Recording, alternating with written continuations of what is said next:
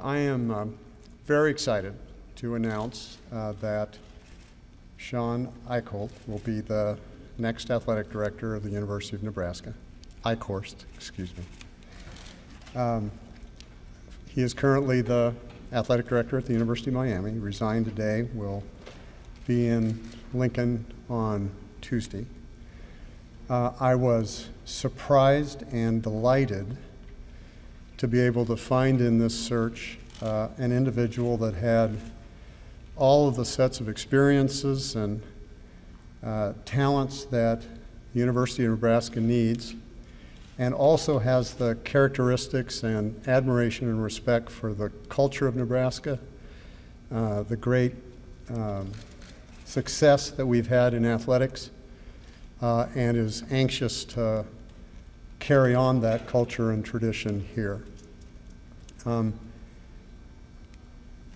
You've pushed this announcement a little quicker than we had hoped, but nonetheless delighted to do it. Unfortunately, he is not obviously in town because of this escalation, but we will introduce him publicly next Tuesday at a press conference at 11 o'clock. Let me say this is always a difficult search process when you're talking about a position as visible and has as much public interest as this one does. I think Nebraska is an athletic program that deserves the very best and can attract the very best from around the country. I think that in order to do that, however, that you have to do a process that is more private than I would normally like, that respects the confidential nature of the engagements with candidates, and if you really expect to look at candidates who are currently athletic directors at prestigious places, you have to do it in private. And particularly athletic directors who are happy in the jobs that they are. And I have no reason to believe that Shawn was unhappy at Miami, but he saw this as an attractive opportunity to get back to the Midwest and to get back to the Big Ten.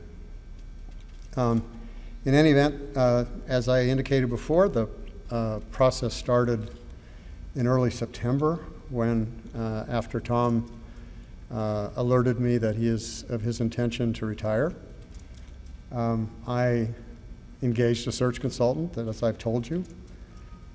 We reviewed a number of potential candidates, most of them outside, but some internal candidates. We narrowed the field to a few. I interviewed two. Obviously, Shawn is one of those, and made the offer, and it was accepted last night. Left to my own devices in a perfect world, I would have benefited from the opportunity of reaching out to a lot of people to get advice, to have them interview multiple candidates, to engage with them in a public setting, to do all the kinds of things that we traditionally do on the academic side of the institution. Unfortunately, again, that can't be done in these kinds of searches. I engaged with a set of advisors. I believe we've distributed the list. I want to make it clear what role those advisors had. They did not interview the candidates. They did not know about which candidate was selected until earlier today. But they did engage with us in terms of the credentials that were desirable in a candidate, sets of experiences that were desirable, kinds of things that they thought our athletic department needed, kinds of characteristics and things that they would want me to look for. And we have a document that more or less provides you with the advice that I was given. I think when you look at that document, you will discover that there is a common thread that runs through them. And I believe that Shawn meets those criteria in a remarkable way. Here's a guy that grew up in the Midwest, was educated in the Midwest, was professionally developed in the Midwest under a mentor who has a passion for Nebraska athletics, Barry Alvarez. He has a passion for it except on a few hours on Saturdays. He's had a broad range of experience of the kinds of things that an athletic director in a modern athletic department has to deal with. But the thing that pushed, I think he understands the culture, I think he respects the culture. The thing that convinced me, if you want to know the one anecdote, was that I asked him how, if he were here 5 years from now, I would be able to measure his success. And his response was that if the coaches and the student athletes have been successful and nobody knows my name, it'll be a success. The athletic department is all about the success of coaches and student athletes. So I'm again, just very excited that we're able to do this. I know there are people close to the department who are no doubt disappointed that they weren't able to participate in a more direct and intimate way in this selection.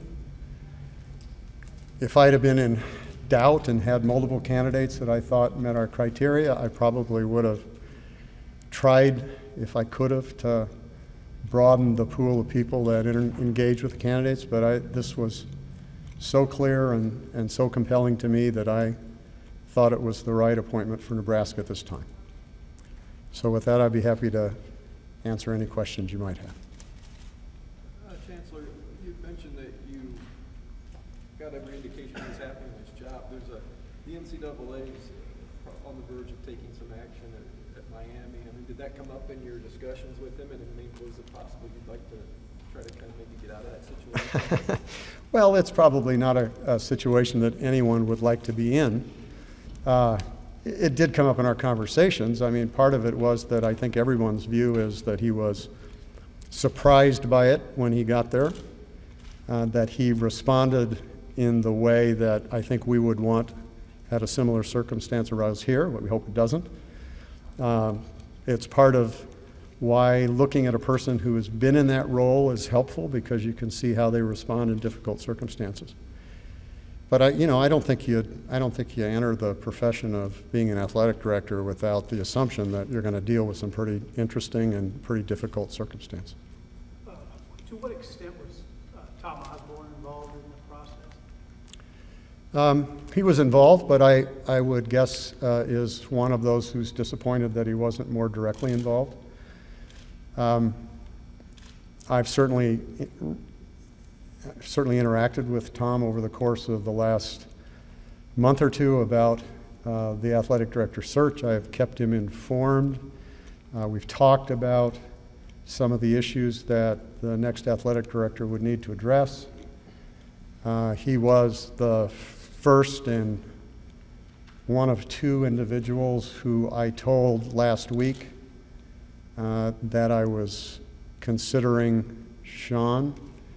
I did that and invited him to talk to Barry Alvarez when Barry was down here last weekend. So I thought Tom would have certainly a longer term relationship with Barry than I do, and would be able to get Barry's reaction. Tom reported to me that Barry was high on Shawn and recommended him. It's an unusual circumstance. I'll be very honest with you. Tom Osborne is an icon, has built this department, is extraordinarily well respected around the state, and probably synonymous with Husker athletics. At the same time, my belief is that incumbents shouldn't be too intimately involved in the selection of their successor. I would not intend to interview successors to my position.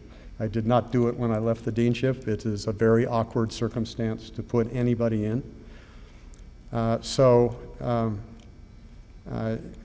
it worked out, he did not interview. I suspect, I'm speculating now, I suspect if I'd have been in a circumstance where I had 2 or 3 candidates and there was a nuanced difference between them and I was troubled and uneasy about it, selecting, I would have tried again to reach out and had more people participate, but in this circumstance, for me, the selection was clear.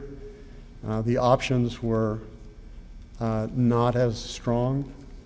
The timing was such that we had to act quickly in order to preserve this option, and so I did so. Harvey, the other interviewee, was it internal or external? It was external. Is there job one for Shawn when he comes in? Is there one thing that's among all others that you think needs to be addressed? No, I mean, I think the athletic department is in good hands. It's moving forward. It's got the right people. It's got the right programs. The facilities are in good shape. I don't think there's some kind of major thing that has to be handled, and I don't think that Shawn believes that's true. I think his first task, as I think he acknowledges, is to learn the people in the department, to engage with them, to see what their aspirations are, to see how they want to make their contributions going forward. I think he needs to interact with the people of Nebraska and the fan base in Nebraska and become familiar with it. This is not going to be a transition in which, there's a crisis and somebody's got to come in and do something dramatic. I would be surprised if drama was going to be a word characterizing the next several years. I certainly hope that's true. He hasn't been on campus, is that correct? Actually, he walked around campus. Miami played Kansas State, Manhattan, in early September. He drove up here that Sunday, walked around the facilities, got an idea, didn't see them all, obviously, couldn't get into some of them, but had a good sense of the campus, and I talked to him that Sunday afternoon. That was when the interview was? Or? Yes. Harvey, why not hire somebody in the Husker family or somebody who's more closely associated with the Husker family? Well, I did that once, as you'll recall.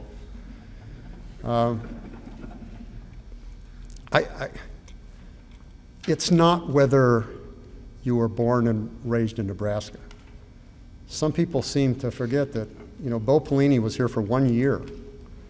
And when he was hired as football coach, head coach, everybody was great that we had in Nebraska. It's not about being in Nebraska. It's about understanding the culture of Nebraska, understanding the culture of the athletic department, to know what a Midwestern public university is about. That's very important. It's fit. It's not. It's not where you were born or where you grew up. I'm excited the fact that Shawn has a number of connections to the Midwest. He grew up here, and that he's got to know about Nebraska because he spent 6 or 7 years with Barry Alvarez, who talks a lot about Nebraska. So I'm very comfortable that he knows what the circumstances are. How much of a concern is there with longevity at Nebraska, considering Shawn was only in Miami for about 18 months? Yeah. Well, it's always a concern. The way you assure yourself of having somebody for a long period of time is to hire somebody nobody else wants. And I'll believe in that. I think what you do is you find the most talented people that you can find that are willing to come. We've built into the contract very significant financial penalties for him if he leaves. We've built in some financial advantages to him if he stays for 5 years. But beyond that, I think he's got to be successful. I'm confident he will be. And if he's accepted and everything goes forward, I think he'll be here for a long time. I'm hoping he will be. Did you talk to Don Shalala at all in this process? And then No, I didn't. And, you know, again, yes, in the best of all possible worlds you would, but you can't talk to their current boss if you're trying to preserve their job if you decide you're going to go in a different direction. So no, I did not. Has Shawn talked to Mobley yet? Do you plan on talking sometime today? I don't know whether he has or not. I assume they will at some point soon. How important will that relationship be going forward, that the football coach and the athletic director are on the same page? Well, of course it's important. You know, football's the financial driver to the athletic department. It's also the sport that connects Nebraskans with the athletic department more than any other. So that will be a key relationship. And I'm confident that knowing Bo as I do and knowing Shawn as I do, I think that will be a very positive relationship.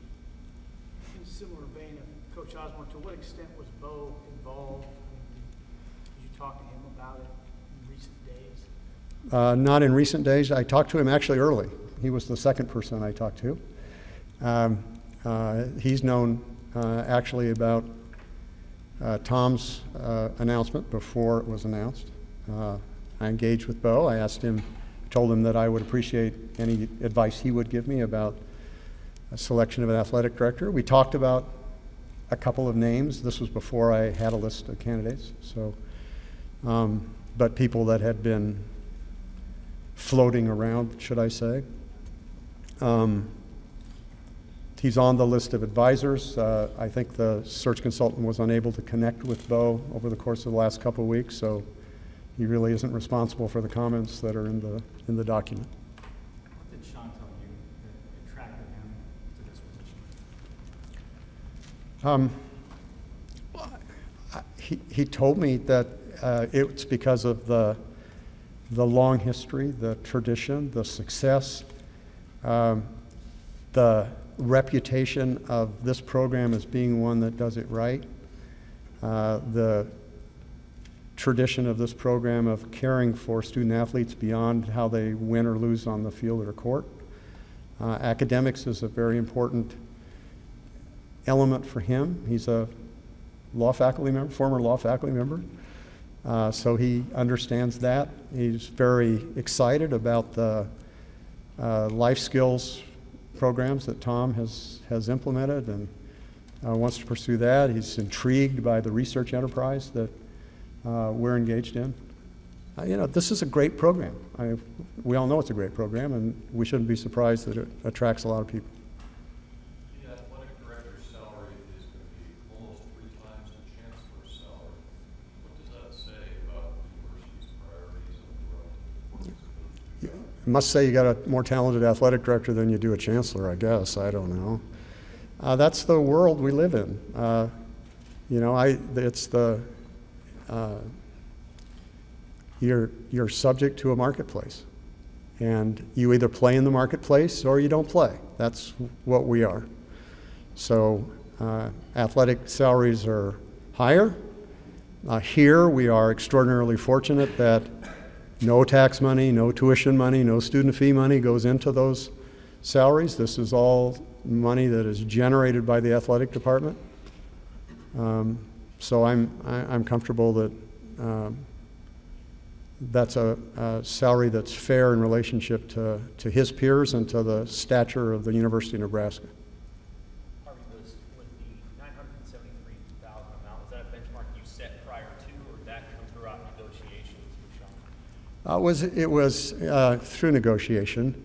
I mean, I know what his current salary is at Miami. It's a private salary, you know, because they're a private university. I would say it is very competitive. So if you were going to go in that direction, you had to do something substantial. I was attracted to his view, which I share, is that he wanted a simple contract, not one with Christmas ornaments hidden under footnotes and beyond things about this is a salary and that's what he's getting. And there isn't anything, there are no bonuses, there are no tricky gimmicks to get the salary up higher. It is what it is. And I think it's a fair salary relative to, as I've said, to his peers and the stature of this university. What is the substantial Well, there's two aspects of it, the penalty and the upside. The penalty is that if he should leave within the first year, he owes us $2 million, and that steps down, I think, $500,000 every year until the 5th year. So that would be his buyout, I guess, if that's how you want to frame it. And then on the upside, he has a deferred compensation plan that if he stays for 5 years, he would get $750,000. If he left before then, he would forfeit it all. How concerned are you about donors or boosters that may be upset that you didn't select an internal candidate, one that they're familiar with? Yeah. Well, I've learned in this position that there are very few decisions in which you make everyone happy. I know there are some people internal to the athletic department that were interested. I think there are individuals currently in our athletic department that have very strong potential to be an athletic director. It may well be our fault, but we have not done a good job of giving them the range of experiences and the range of opportunities to prepare them for this position. I did consider them. I thought that Shawn's credentials, experience, talents were just at this point in his career the person that we needed for this position. What will Shawn do between now and January 1st when he officially takes over? Are there any specific things he can or can't do? Well, he can't act as athletic director. Tom's going to be athletic director till January 1, and Shawn will be up here October 9th as a special assistant. I think this will give him an opportunity to transition his family up here. That's important to him. I think it will also give him an opportunity to transition into the position in ways that don't have the pressure of the day-to-day administration of an athletic department. These circumstances are always awkward for everybody. I noticed in the Chronicle yesterday that the provost at Johns Hopkins is becoming the dean of the medical school at Stanford, I think, or Berkeley, and is doing the same thing, leaving now and won't take over till January 1. I think the worst situation is when you announce that you're leaving for another job and then you hang around for a while.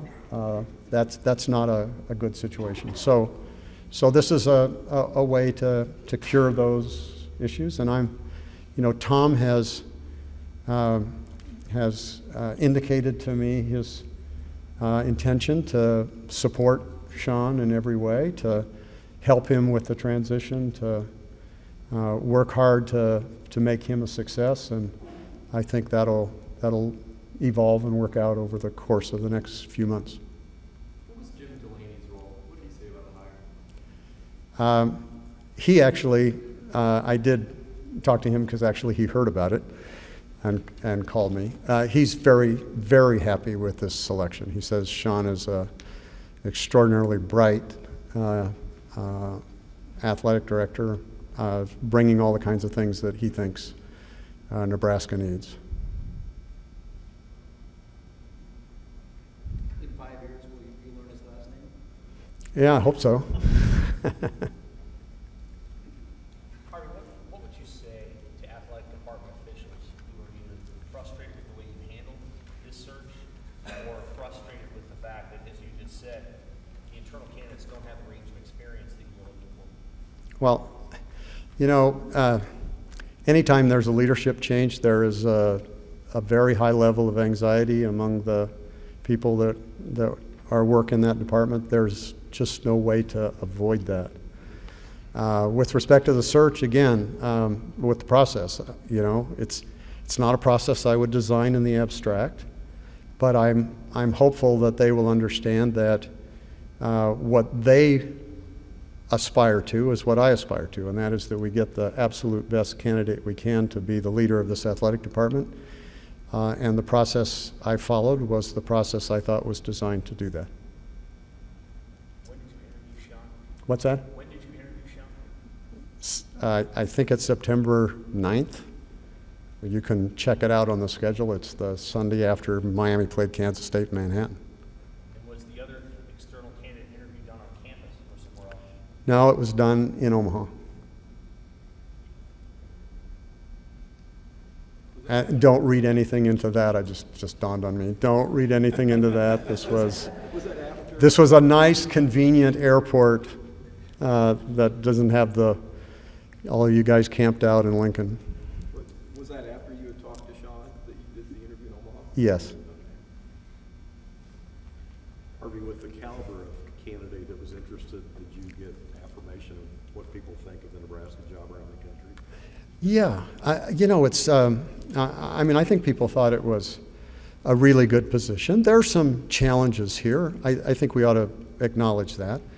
The biggest challenge is, my kind of half facetious advice to people who want administrative roles is, always follow a failure, because then you can screw up and nobody recognizes it. And that's not the case here. It is not an easy position to be in to follow a person like Tom Osborne, who obviously has an extraordinary following and an extraordinary aura about him, and that's going to be a challenge. But and I think it probably did in some ways discourage some people who are in positions that right now they're doing fine.